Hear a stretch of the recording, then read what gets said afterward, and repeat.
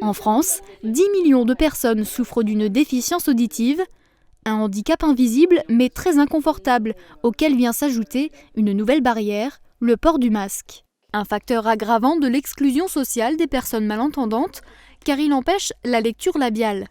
Edwige souffre de perte d'audition légère et vient d'être appareillée. Elle raconte le calvaire qu'elle a vécu pendant le confinement.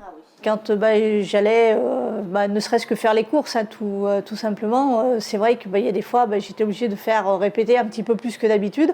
Parce que même si je ne lis pas forcément sur les lèvres, c'est vrai que les expressions du visage sont quand même très importantes.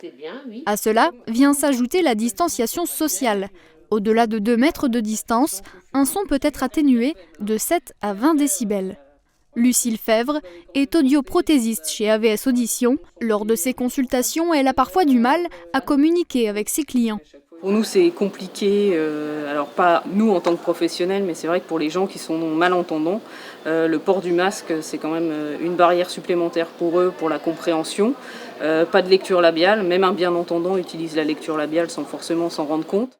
Autre contrainte, les élastiques positionnés derrière les oreilles viennent s'ajouter à l'appareil et dans certains cas aux branches des lunettes. C'est une catastrophe parce que tout s'en mêle. Alors si c'est pas emmêlé avec la branche de la lunette, c'est avec l'appareil. C'est vrai que c'est un petit peu compliqué. Edwige est alors souvent obligée de choisir entre porter son masque ou ses appareils auditifs.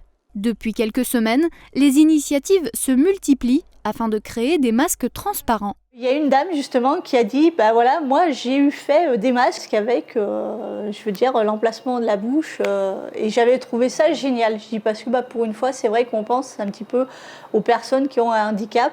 C'est vrai que ça c'est des choses qui sont à l'étude, mais c'est des masques qui ne sont encore pas homologués, même si la société d'audiologie française pousse, on va dire, pour que ce soit homologué au plus vite. Pour le moment ça reste du bricolage et il n'y a rien eu qui a été validé par les commissions. Ce masque sera-t-il un jour commercialisé à grande échelle? C'est ce qu'espèrent Edwige et Lucille. Cette dernière précise d'ailleurs que le nombre de personnes appareillées en France ne cesse d'augmenter. Bonne fin de journée. Merci, pareillement.